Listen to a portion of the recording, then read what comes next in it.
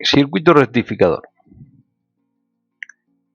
En la clase de hoy aprenderemos rectificador de media onda, el transformador en fuentes, rectificador de onda completa, puente rectificador, el filtro choque, el filtro con condensador y veremos detección de fallas.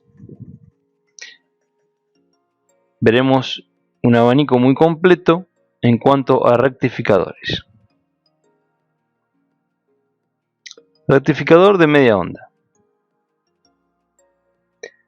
La mitad positiva de la señal senoidal de entrada polariza en directa al diodo. Como vemos, tengo una señal, vemos el dibujo, el circuito, que se ve la señal de entrada, un diodo de una resistencia de carga, y tenemos una señal senoidal de entrada. Y el diodo que hace las veces de rectificador. ¿Cómo es que se rectifica y se obtienen las gráficas de abajo? Bueno, como el diodo actúa como una llave al ser polarizado en directa, solo pasa el ciclo positivo de la señal. Esto resumiría todo. En la mitad negativa del ciclo, el diodo es polarizado en inversa, por lo cual permanece abierto, equivale a una llave abierta y no deja pasar la señal. Bueno, los diodos polarizados en directa, ya sabemos, conocido, que actúan en su estado ideal, actúan como una llave cerrada. Entonces, en la parte positiva de la señal, ¿no es cierto? Cuando la señal empieza a crecer de manera positiva, yo voy a tener al diodo en su ánodo más positivo que en su cátodo. Esto hace que el diodo se polarice en directa y deje pasar, o sea, conduce en el semiciclo positivo. Y lo que obtengo es esto. ¿Por qué? Porque en el ciclo negativo no está conduciendo. Entonces la gráfica resultante es lo que se ve aquí. Lo que deja pasar son los ciclos positivos.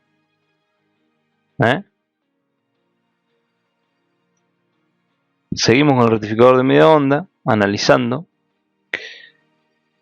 Y la señal que se ve, o sea, una señal de media onda, es una tensión continua pulsante. Claro, no tenemos todavía, no es que con el diodo solamente tenemos ya la continua para alimentar un equipo o un dispositivo de hoy en día. No, tenemos una continua pulsante. Si se utiliza mucho la continua pulsante, se aprovecha esta particularidad en muchos circuitos, por ejemplo de TV, para hacer el arranque, la patada de arranque, como le digo yo, a muchos circuitos integrados de fuente. Pero eso se va a ver quien se dedique a la parte de exclusiva de TV. Vamos a ver en detalle cómo son esos circuitos integrados y cómo actúan gracias a una continua pulsante, como es que arranca el circuito integrado. La continua pulsante crece a un máximo y cae a cero. Permanece en cero durante el semiciclo negativo, que es lo que se ve en la gráfica, se ve clarito. En la mitad negativa permanece en cero. Con esta tensión no podemos alimentar los dispositivos de consumo, necesitaremos una tensión constante, ¿no? Con la famosa tensión continua, que tienen como si fuera una batería es una tensión continua, pero nosotros lo logramos a través de, o sea, el diseñador lo logra a través de la entrada de una señal alterna. Entonces tiene que rectificar esa señal y luego ya vamos a ver cómo se llega a la continua. Esta tensión constante se obtiene de filtrar la señal de media onda, o sea, después se filtra esta señal de media onda continua pulsante y se obtiene una tensión constante.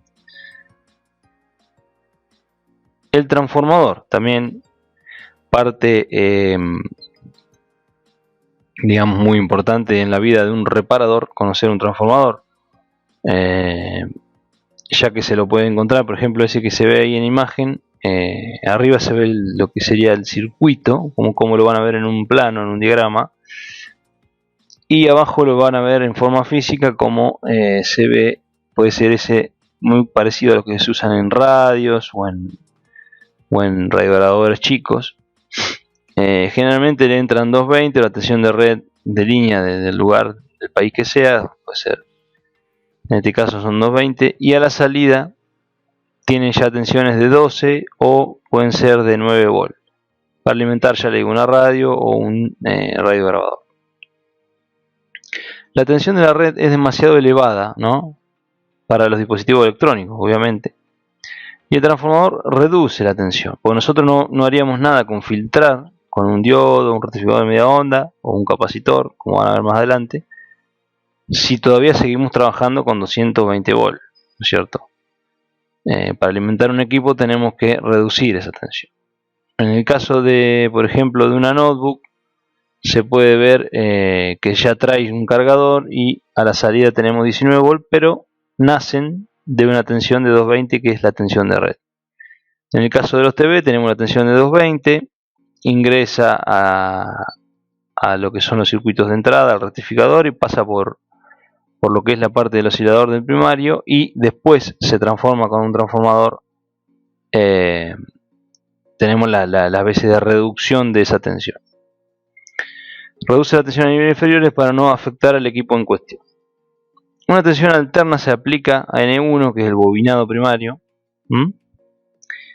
y la tensión del secundario depende de la relación de espira, o sea, según cómo esté bobinado el primario y cómo esté bobinado el secundario, vamos a obtener una salida.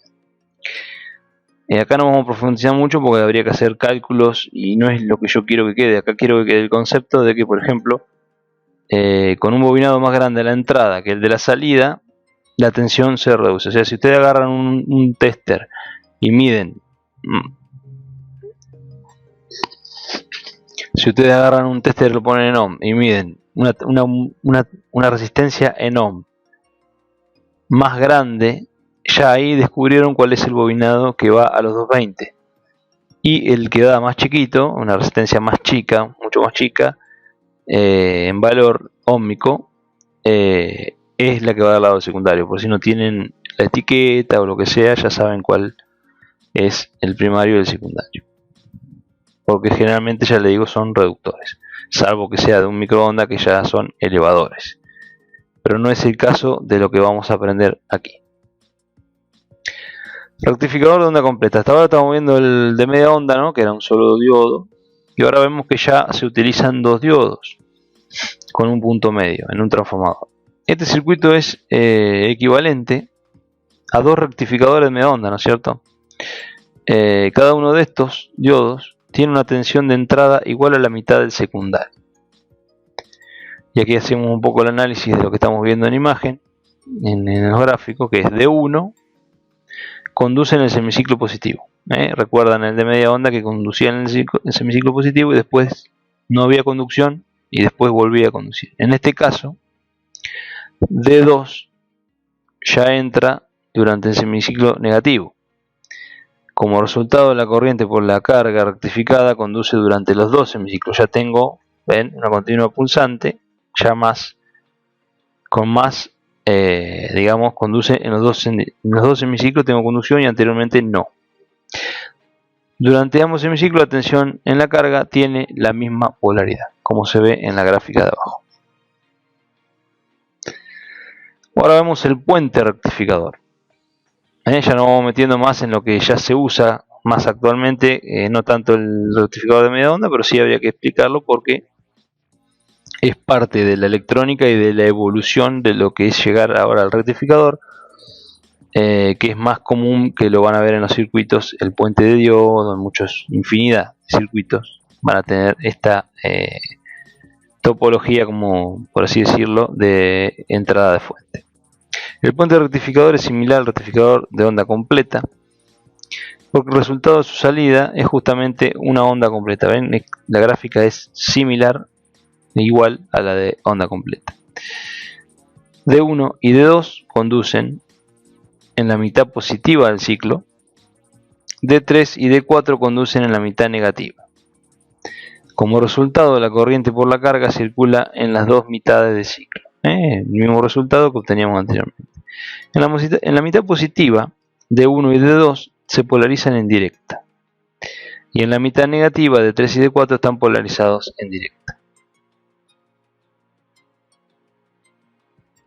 Valor medio. Bueno, acá estamos, este concepto está bien tenerlo porque después va a servir a la hora de reparar. Porque si tenemos estos conceptos, manejamos estos conceptos, a la hora de reparar, van a ver que se va a facilitar en 2 o 3 puntos cuando yo les muestre ahora lo último, casos de reparación. Aquí nos remitimos a las frías fórmulas ya establecidas, pero que a la hora de detectar fallas serán de una gran utilidad. Entonces el valor medio de la salida de un puente de un puente rectificador será 2 BP sobre pi, 2 veces el valor de pico sobre pi, y la frecuencia será 2 veces la frecuencia de entrada.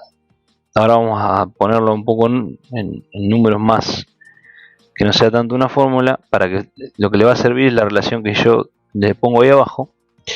El valor medio es 63,6% del valor de pico, el resultado de la cuenta, y la frecuencia de salida es el doble de la frecuencia de entrada. Eso sería lo que ustedes tienen que tener como parámetro, que ya lo van a ver al final cómo es que lo utilizan. Por ejemplo, para 100 volt de pico será un valor medio de 63,6 volt, y para unos 50 Hz de entrada será una frecuencia de 100 Hz de salida, porque dijimos que es el doble de la frecuencia de entrada. El filtro de choque. La fuente alterna produce una corriente en los componentes del circuito: bobina, condensador y resistencia. Bueno, eso es lo que se ve aquí en la gráfica. La corriente alterna, al pasar por la bobina, el capacitor y la resistencia, va a producir una corriente, ya que tenemos la reactancia inductiva, tenemos la reactancia capacitiva y también tenemos lo que es la resistencia en sí misma. La bobina se opone al cambio de la corriente. Esto lo elimina la corriente alterna. XC tiene que ser mucho menor que RL, entonces tenemos un circuito como la figura 2. Acá me faltó poner 1 y 2, que sería esta de acá abajo. Al ser menor que RL, vemos que eliminamos la carga para hacer un circuito práctico y trabajar más fácilmente. Como el choque se asemeja a un corto en 0 Hz y el condensador es un circuito abierto a 0 Hz, la corriente continua pasa directamente a la carga sin pérdidas. Justamente es un filtro de choque, el choque de la corriente alterna, y lo que pasa, o sea, para resumir todo esto que acabo de decir, lo que pasa es la corriente continua a la carga. De manera ideal se dice que pasa directamente la continua y la alterna no pasa. Después vamos a ver que en la práctica por ahí tenemos un pequeño ripple, que es el pequeño pasaje.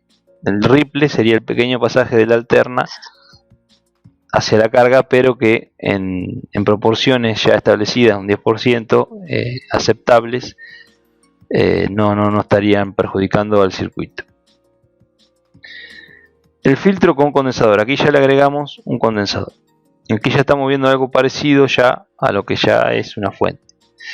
El filtro de choque produce una continua, que es el valor medio de la tensión rectificada. El filtro con condensador genera una tensión igual al valor de pico de la tensión rectificada. Ahora lo voy a explicar acá abajo, que se ve en la gráfica, pero acá está explicado muy bien como para poder entenderlo.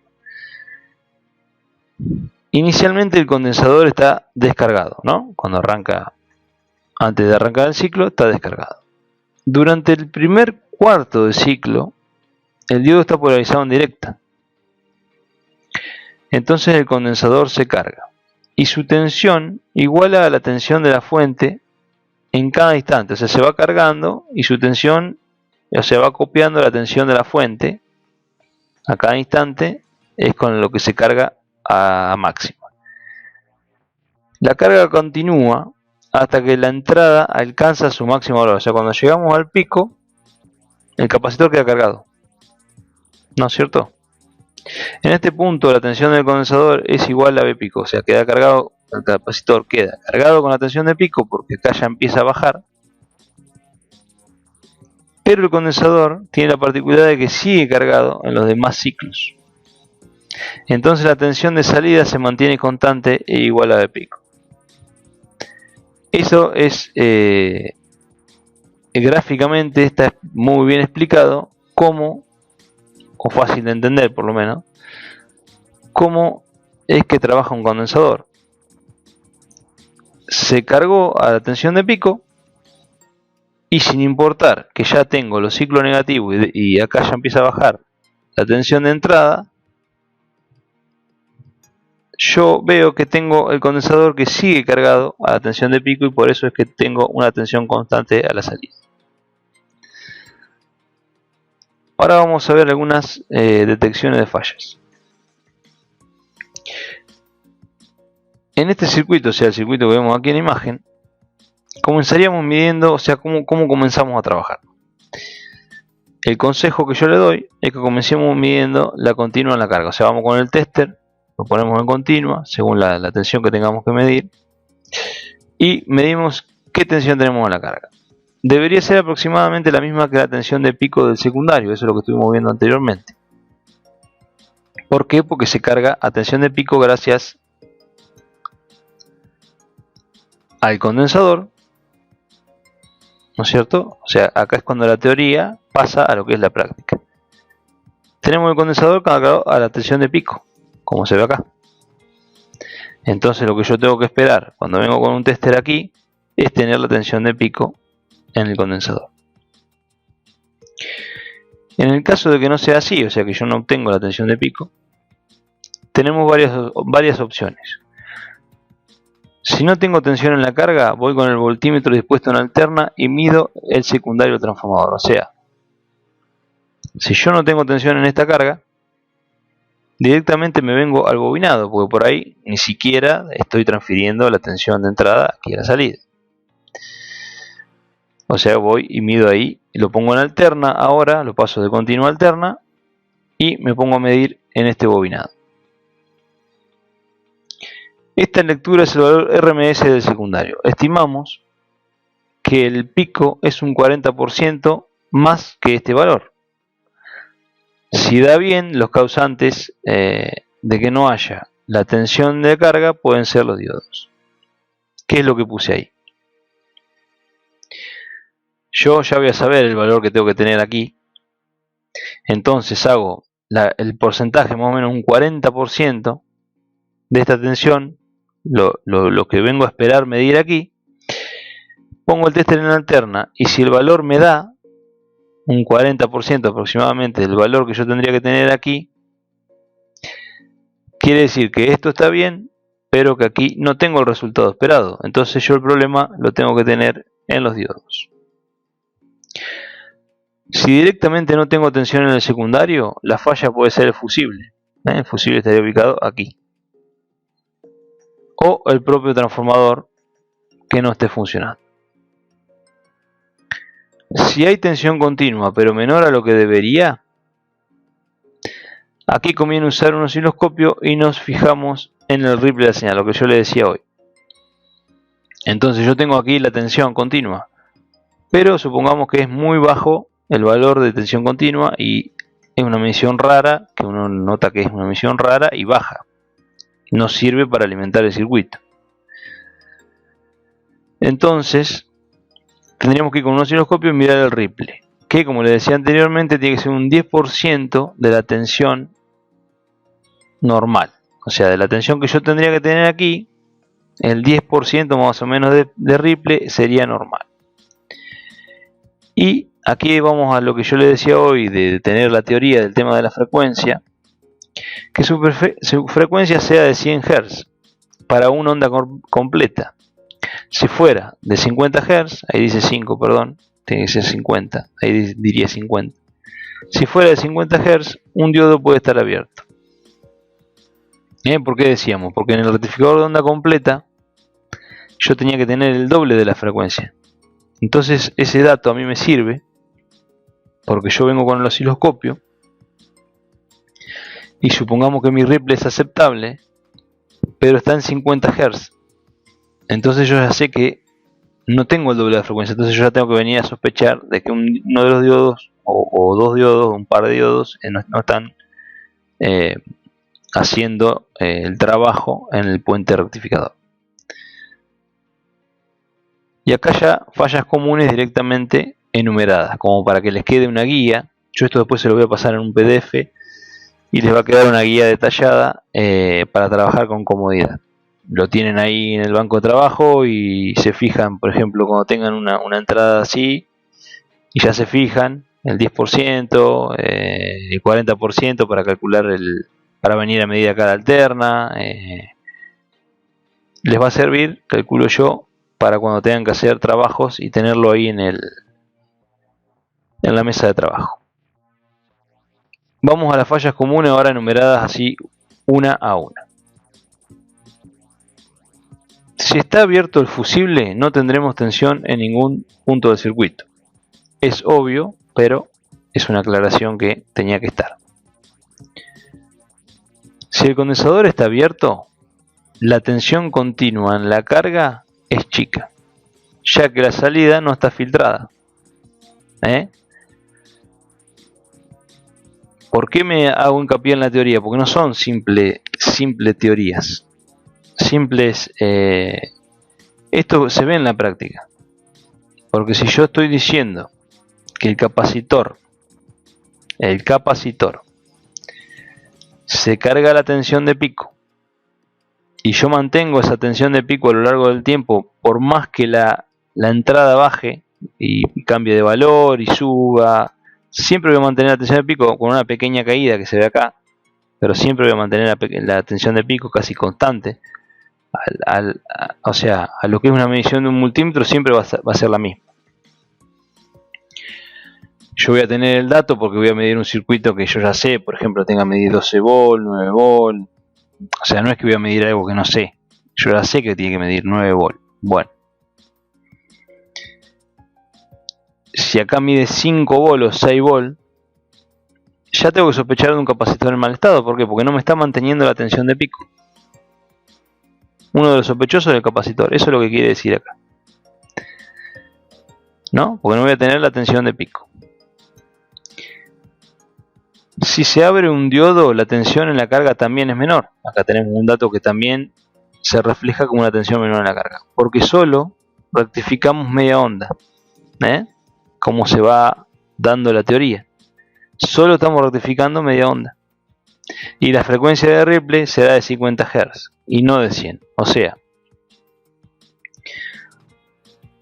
todos los datos que yo puedo llegar a obtener sin siquiera sacar un componente de la placa. Me voy con el osciloscopio, el que lo tenga, que lo pueda tener, y si no con el tester, si me mide menos voltaje ya tengo una sospecha, o el capacitor o el diodo. Y si ya el ripple es de 50 Hz, ya sé que hay una parte del rectificador que no está funcionando. Todos esos datos con ir con el instrumento, sin ponerme a desoldar. Por eso es lo importante de la teoría en estos casos.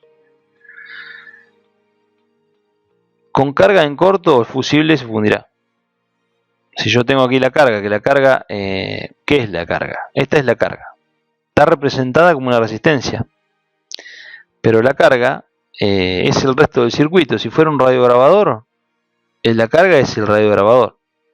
El resto del radiograbador, perdón. Si fuera un TV, es el resto del TV, la placa main, la pantalla. Si fuera una notebook, que yo salgo del cargador, bueno, es el resto de la máquina, el microprocesador. O sea, la carga es lo que me está consumiendo la corriente del circuito. En este caso representada como una resistencia. Pero ustedes aprenden. Yo digo, si fuera una notebook, la notebook no funciona con un transformador, pero este sí sería el cargador. Acá saldrían los 19 y la carga sería el resto de la máquina.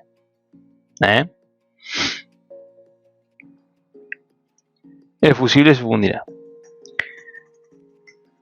Y aquí tenemos un dato también. Con el tiempo los transformadores ponen en corto sus espiras internas, porque están, como esto está aisladas las espiras con un barniz especial, al trabajar con el calor, con el desgaste del mismo calor, por supuesto, de la disipación de calor, se ponen en corto, se raspa ese barniz y las delgas internas se ponen en corto. Esto hace disminuir la tensión de salida también. Se corrobora ya que al tacto el transformador más caliente que lo común. O sea, se calienta la carcasa del transformador. Toma temperatura la carcasa del transformador. Entonces yo tengo este circuito y ya voy enumerando varias fallas que me hacen disminuir la tensión. Que el capacitor está abierto, disminuye la tensión. Que alguno de los diodos no esté rectificando, disminuye la tensión. Y que el transformador tenga delgas en corto internas, disminuye la tensión. Lo del diodo lo veía que la frecuencia de ripple iba a bajar. Lo del capacitor, bueno, es posiblemente, si tengo la frecuencia bien, el acusado va a ser el capacitor o el transformador, y si el transformador está frío será el capacitor. Y si el transformador tiene temperatura, ya tenemos que sospechar que tiene delgas en corto internas. Ven cómo se aplica a la reparación lo que es la teoría que estamos viendo. Y bueno, por último, además de lo expuesto en todo a lo largo de esta infografía, tendremos que lidiar con soldadura fría, falsos contactos, pistas rotas, etc. Trabajos que vengan de otro técnico y tenga la placa tocada, infinidad de problemas que ya no tienen nada que ver con el funcionamiento ni del fusible, transformador, o sea, son problemas diferentes, pero que también tenemos que tenerlo presentes. Y bueno, con esto terminamos un completo análisis de lo que es un rectificador. Creo que se cumplió bien lo que habíamos prometido al principio de la clase, y aplicamos a la práctica ahí en la parte de detección de fallas. Se aplica muy bien a la práctica lo que es el trabajo para poder detectar fallas en estos rectificadores. Continuamos trabajando sobre los componentes.